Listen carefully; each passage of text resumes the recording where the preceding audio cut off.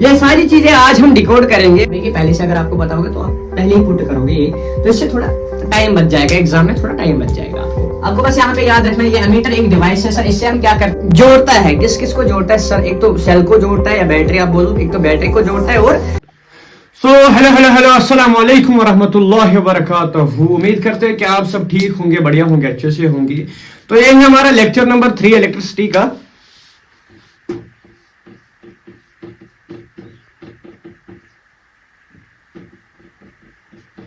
Electricity का lecture number 3 और हमने पिछले लेक्चर्स में बात की थी इलेक्ट्रिक करंट के बारे में और चार्ज के बारे में।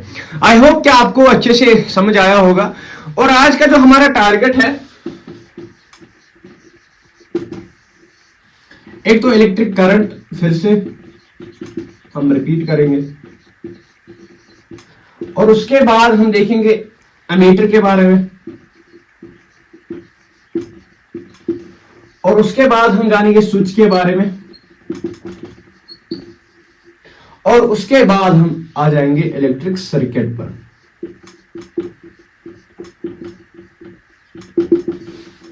ये सारी चीजें आज हम डिकोड करेंगे और इंशाल्लाह अगर टाइम मिला तो इलेक्ट्रिक सर्किट के बारे में सारी डिटेल्स बताएंगे। तो शुरू करते हैं आज का लेक्चर हम इलेक्ट्रिक करंट से। Electric current,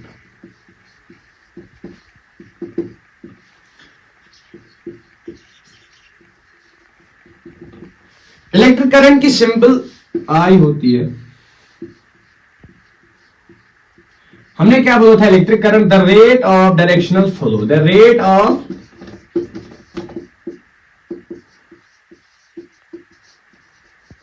directional flow of electric charges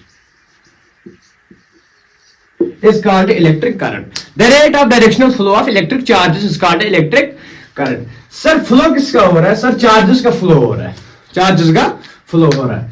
तो इलेक्ट्रिक करंट, अगर हमें इलेक्ट्रिक करंट की फॉर्मूला जाननी है, पहले इलेक्ट्रिक करंट आपको समझ आ गई, पहले लेक्चर में भी हमने बात की थी इलेक्ट्रिक करंट के बारे में और दूसरे लेक्चर में भी। आज हम फिर से बात करेंगे इलेक्ट्रिक करंट। यानी यहाँ पे पॉइंट ए है और यहाँ पे पॉइंट बी है।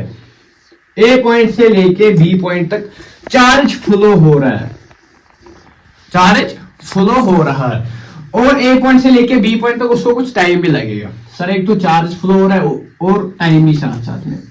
ए पॉइंट से बी पॉइंट तक चार्ज को फ्लो होने में कितना टाइम लगा, चार्ज को फ्लो होने में कितना टाइम, वो हमें करंट कहलाता है, इलेक्ट्रिक करंट कहलाता है। सर कैसे?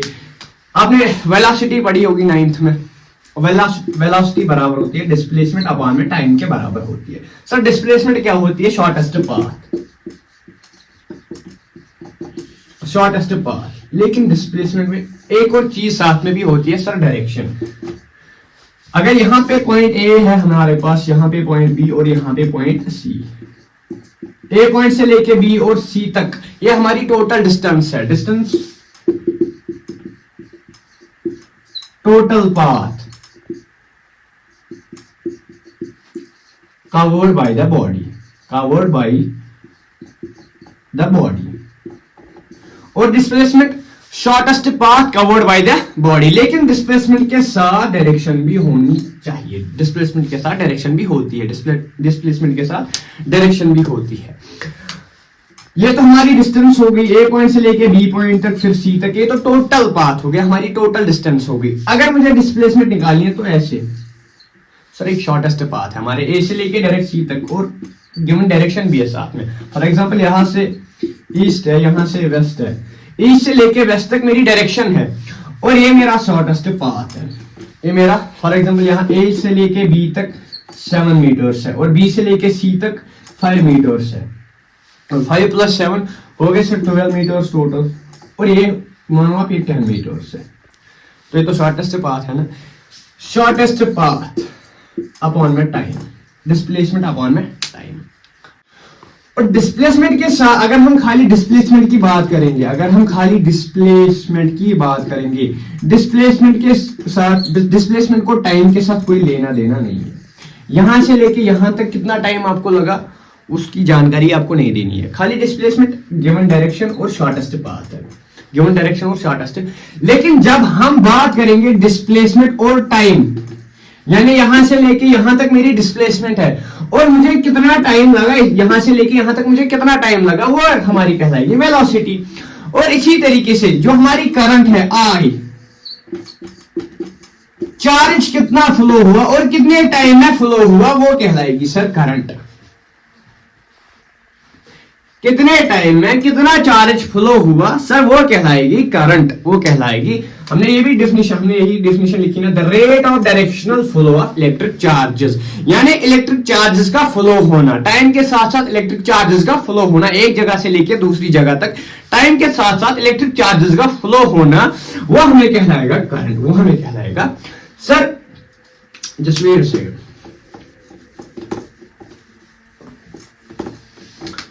करंट हम दिखाते हैं आई से, यानी इसकी सिंबल आई है, और चार्ज हम दिखाते हैं क्यू से, और टाइम हम दिखाते हैं टी से। ये इसकी फॉर्मूला है, ये तो करंट ढूंढने के लिए फॉर्मूला है। अगर हमें अब चार्ज ढूंढना हो, हम कैसे ढूंढेंगे चार्ज? फॉर एग्जांपल आपको करंट दी होगी क्वेश्चन में और टाइम भी दिया होगा क्वेश्चन में, तो हम चार्ज कैसे ढूंढेंगे सर? ये डिवाइड में जब इधर ले जाएंगे तो इनटू में आ जाएगा, तो ये बन जाएगी चार्ज की फार्मूला, तो ये बन जाएगी। अब अगर हमें चार्ज ढूंढना होगा तो ये फार्मूला है। अब अगर हमें टाइम ढूंढना होगा, क्या ढूंढना होगा? टाइम। मानो यहाँ पे अगर इलेक्ट्रिक करंट दी होगी, चार्ज भी दिया होगा, और हमें टाइम ढूंढना होगा हमें, तो सर यहाँ पे टी है, T is equal to Q, और ये यहाँ पे इनटू में है, जब इधर ले जाएंगे तो डिवाइड हो जाएगा। ये है टाइम के लिए, और ये है चार्ज के लिए, और ये है इलेक्ट्रिक करंट के लिए,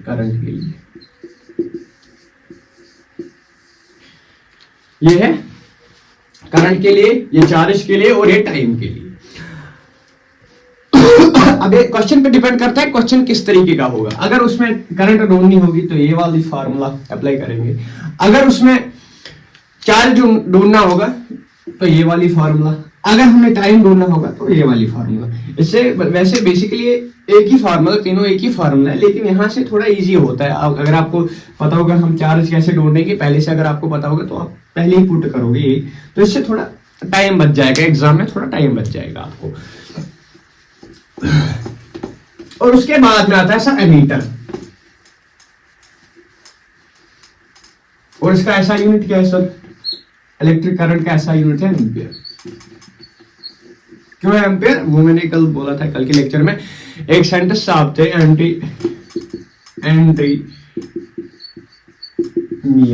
एम्पियर साहब, उसी ने इलेक्ट्रिक करंट के बारे में बोला था, इसीलिए इसका ऐसा यूनिट एम्पियर है। जैसे फोर्स का न्यूटन है, वो हमें न्यूटन साहब ने दिया था। और चार्ज का जो ऐसा यूनिट है वो है कूलम, वो है, और सी से दिखाते हैं, सी से रिप्रेजेंट करते हैं, और ये हम ए से रिप्रेजेंट करते हैं। और इसका कूलम क्यों है? क्योंकि कूलम साहब ने दिया था। जब आप 12th में जाओगे तो आप पढ़ोगे इलेक्ट्रिक कूलम्स लॉ, आप पढ़ोगे इलेक्ट्रिक फील्ड के बारे में आप पढ़ोगे, वहां पे आपको अच्छे से क्रिस्टल क्लियर होगा। और आपके एग्जाम में ये भी आता है, एक कूलम किसके बराबर होता है? ये हमारे पास फॉर्मूला है, टी, एक एम्पियर किसके बराबर में होता है? ये हमारे पास फॉर्मूला है, I is equal to Q upon में टी। अब ये तो है सर करंट का ऐसा यूनिट सर एम्पियर हो गया 1 एम्पियर, और ये है चार्ज, सर चार्ज का ऐसा यूनिट सर कूलम हो गया 1 कूलम, डिवाइड में टाइम, और टाइम का ऐसा यूनिट होता है सेकंड, टाइम का ऐसा यूनिट होता है 1 कूलम पर सेकंड। एक एम्पियर बराबर होता है 1 कूलम पर सेकंड के बराबर होता है। आप इसको ऐसे लिखो, या तो आप ऐसे लिखो, अगर आप ऐसे नहीं लिखोगे तो आप ऐसे लिखो, 1 एम्पियर इज इक्वल टू में 1 कूलम पर सेकंड के बराबर होता है, पर सेकंड के बराबर होता है। और बात करते हैं एमीटर के बारे में।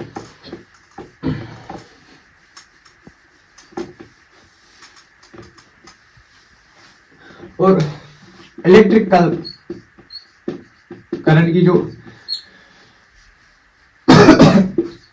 इससे छोटी यूनिट जो है, एम्पियर से छोटी यूनिट जो है वो है मिली एम्पियर। 1 मिली एम्पियर बराबर होती है 10 to the raise power 3 ampere के बराबर होती है। और उससे छोटी एक और छोटी यूनिट होती है सर माइक्रो एम्पियर, वो बराबर होती है 10 to the raise power -6 ampere के बराबर होती है, 10 टू द रेज पावर -6 के। और जैसे मैंने कल भी बोला 1 मिली कूलम बराबर होता है 10 to the raise power -3 coulomb के बराबर होता है। और 1 माइक्रो कूलम इसके बराबर होता है sir 10 to the raise power -6 coulomb के बराबर होता है। ये हमने थोड़ी सी कल बात की थी इसके बारे में। और एक कूलम में मैंने कल क्या बोला था, ये जो चार्ज का जूल सारा है ये इलेक्ट्रॉन्स का है, ये इलेक्ट्रॉन्स का है। एक कूलम में 6 × 10 to the raise power 18 electrons होते हैं।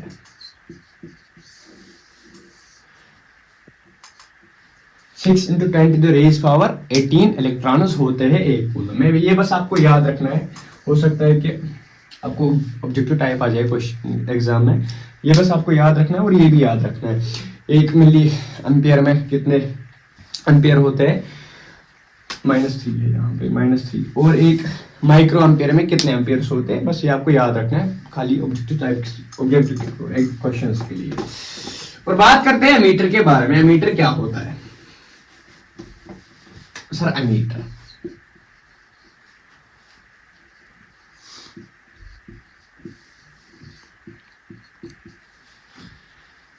It is a device.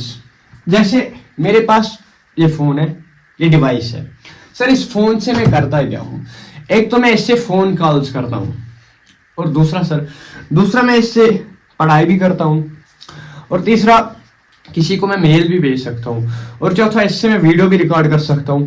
तो ये जो डिवाइस है मेरा, इससे मैं बहुत कुछ कर सकता हूं, यानी बहुत सारे कामें कर सकता हूं। इसी तरीके से ये एमीटर जो है it is a device. Sir इस डिवाइस से अब करते क्या है, जैसे हम मोबाइल फोन से वीडियो देखते हैं या वीडियो उठाते हैं या मेल भेजते हैं किसी को, ऐसे डिवाइस से हम बहुत काम करते हैं, इसी मोबाइल से हम बहुत सारे काम करते हैं। अब इस एमीटर डिवाइस से हम करते क्या है, इस एमीटर डिवाइस से हम इलेक्ट्रिक करंट को मेजर करते हैं। इलेक्ट्रिक करंट को हम मेजर करते हैं, इलेक्ट्रिक करंट को हम मेजर करते हैं। सर इलेक्ट्रिक करंट को हम किससे मेजर करते हैं? एमीटर से। किससे? एमीटर से हम इलेक्ट्रिक करंट को मेजर करते हैं। और ये जो एमीटर है ये हमेशा कनेक्ट होगा एक सर्किट में, ये हमेशा कनेक्ट होगा। अभी मैंने सर्किट के बारे में बात नहीं की, वो आगे हम बात करेंगे, और ना मैंने सीरीज के बारे में बात की। और ये बस आप इतना याद रखो, ये जो एमीटर है ये सर्किट पे कनेक्ट होता है सीरीज।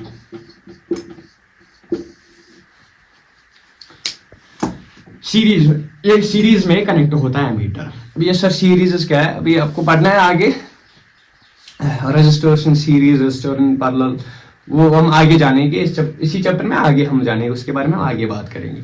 आपको बस यहाँ पे याद रखना है ये एमीटर एक डिवाइस है सर। इससे हम क्या करते हैं, इससे हम इलेक्ट्रिक करंट को मेजर करते हैं, यानी नापते हैं। इलेक्ट्रिक करंट को हम मेजर करते हैं, और ये हमेशा कनेक्ट होता है सीरीज में, और ये हमेशा कनेक्ट होता है सीरीज में। आई होप कि आपको ये अच्छे से समझ आ गया होगा। और उसके बाद आती है बात स्विच। सर स्विच क्या होता है?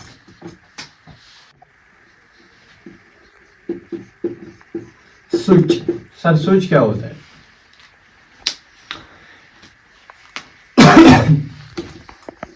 It makes a conducting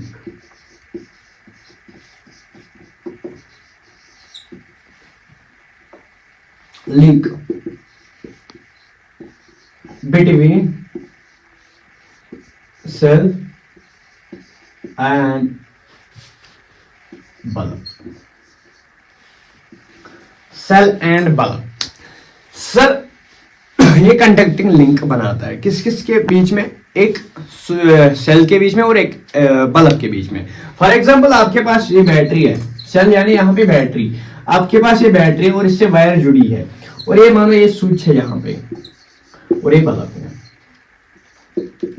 और ये बल्ब है। जो ही हम इसको इस स्विच को ऑन करेंगे, इस स्विच को, तो बल्ब जलने लगेगा, लाइट बाहर की ओर जाएगी, बल्ब जलने लगेगा। और जो ही हम इस स्विच को ऑफ करेंगे तो ये बल्ब ऑफ हो जाएगा, ये बल्ब ऑफ हो जाएगा। तो ये स्विच क्या करता है, it makes a conducting link between bulb and cell, between cell and bulb. ये जोड़ता है, किस किस को जोड़ता है सर, एक तो सेल को जोड़ता है या बैटरी आप बोलो, एक तो बैटरी को जोड़ता है और बल्ब को जोड़ता है। उतना ज्यादा इसके बारे में हो सकता है कि ये ऑब्जेक्टिव टाइप आ जाए 1 मार्कस वाला। बस आपको ये याद रखना है, स्विच क्या करता है, switch it makes a conducting link between cell and bulb, between cell and bulb, यानी ये जोड़ता है, किस किस को जोड़ता है सर, स्विच और बल्ब को जोड़ता है, स्विच और बल्ब को जोड़ता है। अब बात आती है sir electric circuit.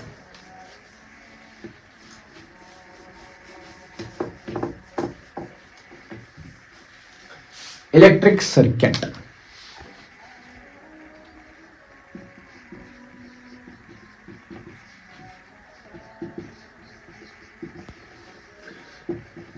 Electric circuit sir क्या होता है ये electric circuit? It is the continuous and closed path, the continuous and closed path, the continuous and closed path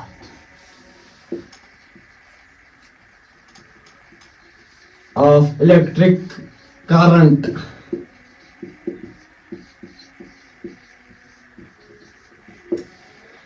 electric current is called electric circuit, is called electric circuit. Continuous जो continue हो एकदम लगातार, और closed साथ जोड़ के, और path यानी रास्ता, पाथ यानी सर गाड़ी रोड पे चल रही है, अगर वो चलती जा रही है तो हम बोलेंगे कंटिन्यूअस, और अगर वो रुक गई तो हम बोलेंगे सर क्लोज्ड, या तो बोलेंगे आप या बोलेंगे क्लोज्ड, सर क्लोज्ड बंद हो गई गाड़ी, सर किस पे सर, पाथ पे, रोड पे। इसी तरीके से ये जो इलेक्ट्रिक सर्किट है, इलेक्ट्रिक, मानो यहां पे हमारे पास एक बैटरी है,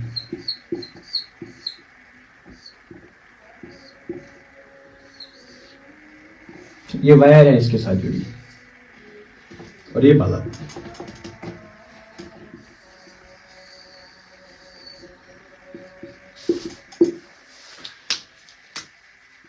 ये बैटरी है, यहां पे सेल, यहां पे एमीटर होता है इसमें, और यहां पे एक स्विच होता है, या तो आप स्विच बोलो या की पॉइंट बोलो, की, और एक रेजिस्टर भी होता है, वो आपको अभी यहीं पे नहीं जाना है, आगे आ जाएंगे लेक्चर्स उस पे, resistor in parallel, resistor in series, वो आपको आगे देखना है आगे। यहाँ पे आप समझो इलेक्ट्रिक सर्किट में होता क्या क्या है। मानो यहाँ से करंट फ्लो हो गई यहाँ की ओर और बल्ब जल गया, अभी जो स्विच है अभी ऑन है, अभी ऑन है, तो हो गया सर कंटिन्यूअस पाथ, कंटिन्यूअस। एक तो इसमें बल्ब की जरूरत पड़ती है और एक वायर की जरूरत पड़ती है एक सर्किट में। यानी सर्किट सर क्या होता है, आपने तो लिखा है यहाँ पे एक continuous and closed path of electric current. Continuous तब होगा जब ये स्विच ऑन होगा, हो गया कंटिन्यूअस पाथ, यहां से लेके यहां तक करंट फ्लो हो रही है, चल रही है, जा रही है, करंट फ्लो हो रहा है।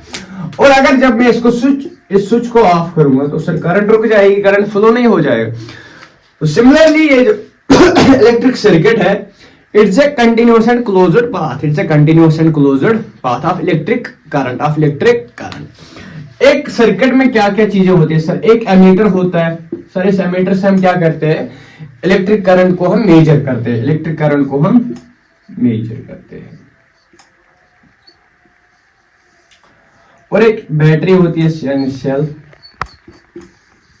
और एक स्विच होता है, वायर होती है, और बल्ब, और एक रेजिस्टर।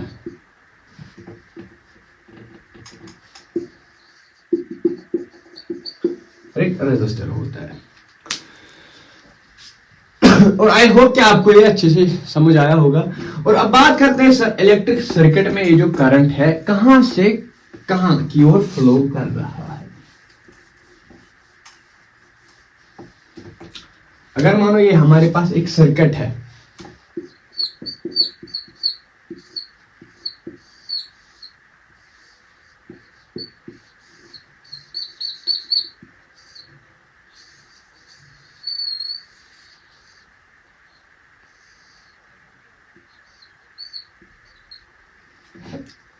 यह हमारे पास एक सर्किट है और ये पॉजिटिव और ये नेगेटिव, यहां से इस तरफ पॉजिटिव और इस तरफ नेगेटिव। जो इलेक्ट्रिक करंट है वो हमेशा एक सर्किट में पॉजिटिव टू नेगेटिव फ्लो करता है, from positive terminal to negative terminal, from positive terminal to negative terminal. हमेशा पॉजिटिव टर्मिनल से नेगेटिव टर्मिनल की हो जाएगी। नोट दैट, नोट पॉइंट है यहाँ पे, पॉइंट को याद रखना। Electric current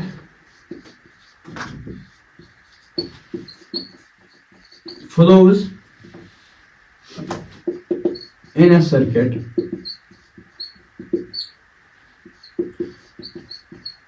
from positive terminal of the cell to a negative terminal of the cell through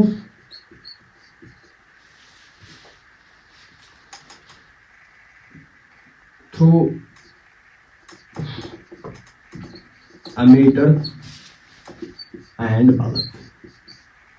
इस पॉइंट को नोट करना कि ये जो इलेक्ट्रिक करंट है ये इलेक्ट्रिक सर्किट में पॉजिटिव टर्मिनल से लेके नेगेटिव टर्मिनल तक हमेशा फ्लो करेगा, हमेशा फ्लो करेगा। और उसके बीच में आएगा एक तो एमीटर आएगा और एक बल्ब आएगा, एमीटर और बल्ब आएगा। आई होप कि आपको यहां तक सारी चीजें क्रिस्टल क्लियर हुई होंगी। अगर यहां तक जो भी हमने पढ़ा, एक तो हमने इलेक्ट्रिक करंट याद, पहले हमने चार्ज पढ़ा और इलेक्ट्रिक करंट, उसके बाद इलेक्ट्रिक सर्किट और एमीटर और स्विच के बारे में थोड़ी सी बातें की। अगर यहां तक किसी को भी डाउट हो तो कमेंट सेक्शन में बोल देना, आपका भाई आपके लिए हमेशा खड़ा है। किसी को भी कोई भी सवाल हो, वैसे एक क्वेश्चन आया था कल के, सर प्रोटॉन का रेंज क्या है? प्रोटॉन का, अगर ये न्यूक्लियस है, यहाँ पे न्यूट्रल भी है और प्रोटॉन्स भी है, यहाँ इसके बाहर एक शेल्स है, इसमें इलेक्ट्रॉन्स होते हैं। तो एक क्वेश्चन आया था कि सर इस प्रोटॉन का रेंज है। It depends on the energy, it depends on the end it is medium and it is medium. ये डिपेंड करता है एनर्जी पे, वो आप आगे जाके पढ़ोगे, अभी आपको वो जानना नहीं है, वो आपको बहुत आगे जाके पढ़ना है। जब आप कोई थीसिस विशीस पढ़ोगे पीएचडी स्कॉलर्स की, जब आप कोई थीसिस विशीस पढ़ोगे, वो आपको उसमें जानना है कि इसका रेंज क्या है। It depends on the energy. आप बस इतना याद रखो कि it depends on the energy and depends on the medium, depends on the medium. इतना बस याद रखो कि अगर यहां तक किसी को भी कोई डाउट हो इस रिलेटेड टॉपिक के रिलेटेड, यहां तक कोई भी डाउट हो तो कमेंट सेक्शन में बोल देना। तो अगले लेक्चर में हम जानेंगे इलेक्ट्रिक पोटेंशियल और पोटेंशियल डिफरेंस के बारे में, और मिलते हैं अगले लेक्चर में। तब तक के लिए अल्लाह हाफिज, और अपनी दुआओं में याद रखना।